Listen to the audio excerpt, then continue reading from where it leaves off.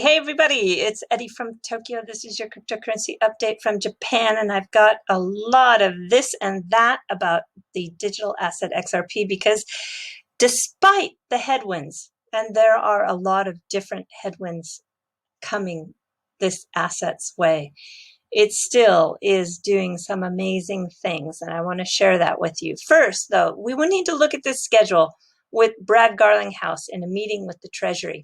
I saw a lot of videos and I saw a lot of tweets that people were sharing this schedule where he has a meeting at 10:15 a.m. to 10:45 a.m. This is, yes, October 3rd, but this is not 2020. This is October 3rd, 2018. It was a couple years ago. And I know that everybody wants to think that the Treasury is working hard, but I can tell you for sure that there's no way they had a full schedule with Brad Garlinghouse on a Saturday. And I want to thank at Thurnberg_Tony for having a good eye on that. So just be aware of the facts. And if we just kind of stay with the treasurer theme, this is the former state treasurer of Wyoming. I think it is probably the most crypto-friendly state in the United States as of late. And she is now, Cynthia Lummis, going to be Wyoming's first female senator. And she is talking about Bitcoin here. She was really lucky. In 2013, she got a tip from her son-in-law, who works at the Unchained Capital, a financial service company that offers cash loans to long-term crypto holders out of Austin, Texas. And I can tell you from just what she says here, she is going to be a really good person for crypto to have in the Senate. Have a listen. Well, we are more well-versed now after that answer. And Senator-elect, something else. Oh, I have to go back just a touch. I got to go back to just this minute 49. Here we go. Right here. Fits that bill. Our own currency inflates. Bitcoin does not. It's 21 million Bitcoin will be mined, and that's it. It is a finite supply. So I have confidence that this is going to be an important player in stores of value for a long time to come. Wow, how about that? And some of those headwinds were discussed in this podcast, The Scoop, with Frank Chaparro, and Brad Garlinghouse was there, and he talks about the volume is 5x year on year. And there's still an average of 2 new contracts signed every week. These are real contracts. This is not proof of concepts at all. This is real money, and on-demand liquidity that uses the digital asset XRP are 20% of those transactions. And it'll probably be consistent growth going forward. Yeah, even though we don't have this clarity, the company still continues to move forward and make its gains. Have a listen to this portion here. And that's generally how I feel now. We have continued to grow the business, and as you mentioned, we just opened new regional headquarters in Dubai. Volume across the network will be up, about 5x year over year, despite a bunch of headwinds this year and what's going on in the world. So I feel good about how we continue to build the business, how we continue to see momentum. There are very strong network effects when you're building a network-based business. The more, there's something called Metcalfe's law. The more nodes on a network, the value of the network grows exponentially to the number of nodes on the network. We talked earlier about what you call it currency pairs, corridors. Not only do we have existing customers who may have gone live with one corridor, who are now opening up second, third, and fourth corridors, but you also are signing up, a couple of new contracts every week. And again, I think in the world of crypto, what's I think misunderstood to some degree is we're not talking about experimentation. We're talking about these are production contracts moving real money. And I think we publicly shared that, across the whole network, we've seen more than $7 billion of transactions, and the 20%, around 20% of that is through XRP.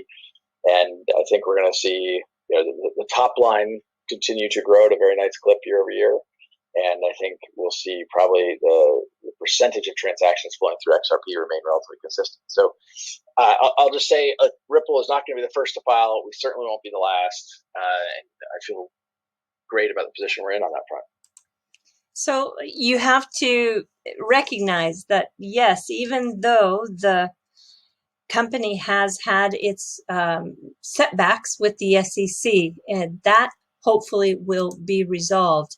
And still, it's looking strong this week. As a matter of fact, Ripple is, according to sentiment, 8.4% up in growth. And actually, that is 9% if you look at the current 7-day percentage gain. And the amount of addresses with large quantities that are held continue to grow throughout 2020. The site that is Sentiment, they're a social site that tracks 900 plus cryptos, and they do it with the unique metrics and daily market insights, and they tweet out on a daily basis. I think this is very impressive, especially when you look at these addresses that are in an all-time high. You can see those addresses right here on the ledger.exposed/rich/stats site. It breaks down the number of accounts, the balances in those accounts, how much XRP is there excluding escrow. And you can see that in the top largest wallets, a lot of those wallets are being representative of the exchanges. Kraken, from Japan, there's CoinCheck, BitBank, GMO, and then of course Binance is one of the big ones. There are 3 big ODL facilitators in those big lists of huge amounts. That's BTC Markets in Australia, Bitstamp, and Bitso. Even Bitrue is ranking with a wallet that shows 38 million. Yeah, so why are we seeing this pump? Well, in my opinion, it was all because of the PayPal announcement. They really set an alarm off in this industry. And here we have the CEO and co-founder of Paxos. He is doing an interview with Laura Shin, and Paxos is the crypto partner for PayPal. And we get a little bit of clarity as to why XRP was not included in the initial product offering. Now, their offering that just rolled out into the US, Paxos is holding that crypto for them. And the 4 main cryptocurrencies that are in this product offering are Bitcoin, BCH, which is Bitcoin Cash, which they just had a fork, so I don't know how they're going to handle that, Litecoin, and Ethereum. And again, what pops up is this security issue. So you can hear for yourself, that is the reason why XRP is not in that offering right now. Have a listen. Customer driven. And, there's a lot of questions as you start to get outside of those 4 or maybe, a handful of others about whether they're securities or not. And I think that's always something that, maybe creates a little bit of hesitation. For instance, Bitcoin Cash as a result, and Litecoin, which are very similar, and then Ethereum have essentially been grandfathered in by the SEC, Bitcoin explicitly and Ethereum explicitly. And once you start getting out away from these top 4, there's always a little bit of questions around them, and not just for us, but just the industry in general. So I know this strong push has been coming from Ripple lately, in particular from Chris Larson, Brad Garlinghouse, Stu Alderati, who is their general counsel. I don't want to see them give up the fight and stop putting pressure. I want to see that pressure increase, turn up the heat, because as an XRP holder, I'm as frustrated as the rest of you are living in this limbo. And I'm sure that that also goes for the Ripple team. Yeah, it hasn't been easy. Now, here's a bright spot. In Japan, there is no issue with XRP. Zero. It's recognized as a legitimate digital asset that has solid utility. And SBI is its best champion, that is for sure. And what we're going to see is the SBI Bank, Sumishin, probably IPO very soon here. This came as an announcement from the Nikkei, which owns the Financial Times, so it's a very reputable source. And just in the last couple of days, that bank got a brand new name and makeover. It's called Neobank now, and it has a very good new look and with a brand message called Welcome to the New Now. I like it. I think this is an indication that we have an IPO coming very soon. And so when we look at what Mr. Kyoto is up to these days, well, again, on the 11th, he made yet another capital investment in a local regional bank in Fukushima. He is going to be the largest shareholder in this case, which is accelerating his fourth mega bank concept. And what's really interesting is that SBI is now starting to be called the typhoon in the media. Yeah. If you are interested, just in the last couple of days, his book that he wrote, I think about 18 months ago, has been translated into English. And you can, I'm sure, find it soon. Management Evolution and Its Challenges, an SBI Group's management view through its first 20 years. I looked for it on Amazon. It's not out yet. This picture from a tweet that Mr. Kyoto did. I think he probably got an early copy. It is, I would imagine, going to be available to everybody very soon. And Bitstamp announced that they are considering the Flare Network's Spark drop. Boy, I hope so. This would be a really big announcement. And Galgatron put out a list of times, because we all know that December 12th is the snapshot date, but that's December 12th in London. If you are in Rio de Janeiro in Brazil, or New York or California, that snapshot is actually happening on the 11th. So just keep that in mind. I don't think everyone's going to wait till the day before, but just be aware that there are different times and days depending on where you live. And in Japan, they are just really, I think, wanting to stay recognized and being a leader in this technology.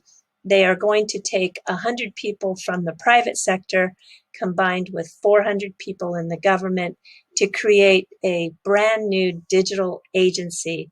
And that agency is going to be led by Mr. Hirai, which I have to show you. He got into a little bit of hot water when he was caught looking at an alligator video during the diet session. Oh gosh, I don't know.